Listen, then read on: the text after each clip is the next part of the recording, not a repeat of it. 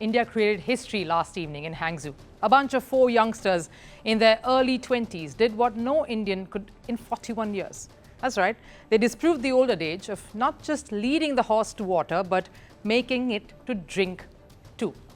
Sudipta Hajela, Divyakriti Singh, Anush Agarwal and Hriday Chheda won gold in the equestrian dressage event. I said quite a mouthful there, but let's hold on to our horses now.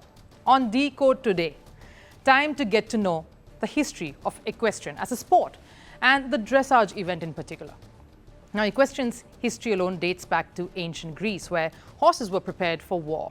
It was the later part of the ancient Olympic Games around 680 BC that chariot races became a part of the Games. In modern Olympics, though, equestrian as a sport began in Paris 1900. It was discontinued after that, before firmly making a return in 1912. Women's equestrian events, meanwhile, were introduced only in 1952. Like there are multiple subdivisions in every sport, whether it's lawn tennis or weightlifting or wrestling, different formats. Like in cricket, there are different various equestrian events too. The first and the most important one, we'll look at dressage, of course. French word meaning training. Dressage is also referred to as a horse ballet. Oh, imagine that. As the riders and the horses are judged on the basis of their movement, calmness, flexibility, and how little, now this is important, communication exists on the face of it between the rider and the horse. Basically, how the two function as one. That is the duo. That's what they're judged. Enthusiastic, how enthusiastically the horse performs every little movement with little to no nudging or encouragement from the rider. Now, that's difficult. Now, you have many kinds of horses too. Not to look a gift horse in the mouth, but usually the horses of the warm blood breed are preferred for this event. Unlike in humans, where being warm or hot-blooded accounts to being quick to temper, a warm-blooded horse is basically middleweight horses, horses that weigh 400 to around 900 grams. It's about 900 to 2,000 pounds, coupled with a calm temperament and excellent concentration. Those are the horses that are used. The dressage event alone is conducted in an arena. And in this arena, different letters are assigned at various positions, as you can see on your screens, to denote a particular movement that's to be performed. There are various sizes of arenas used according to the level of competition. But at the Asian Games, the size of the arena is 20 by 60 meters, marked by 12 letters to signify the course of the event and where the movements are to start and finish, with the judges seated at one of the letters, which is C.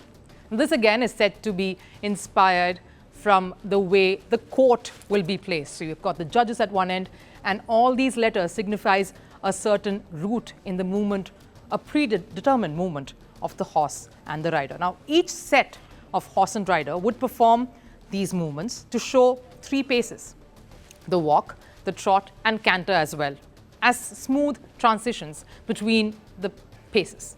Then the next level involves complex movements like paraf and passage, which describes a way of trot that the horse and rider need to perform.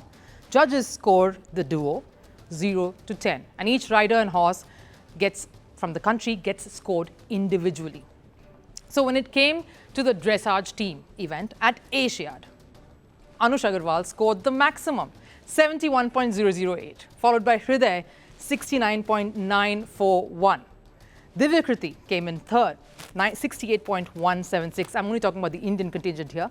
And of course, the youngest, Sudipta Hajela, only 21 years old, scored 66.701, a grand total of 209.205.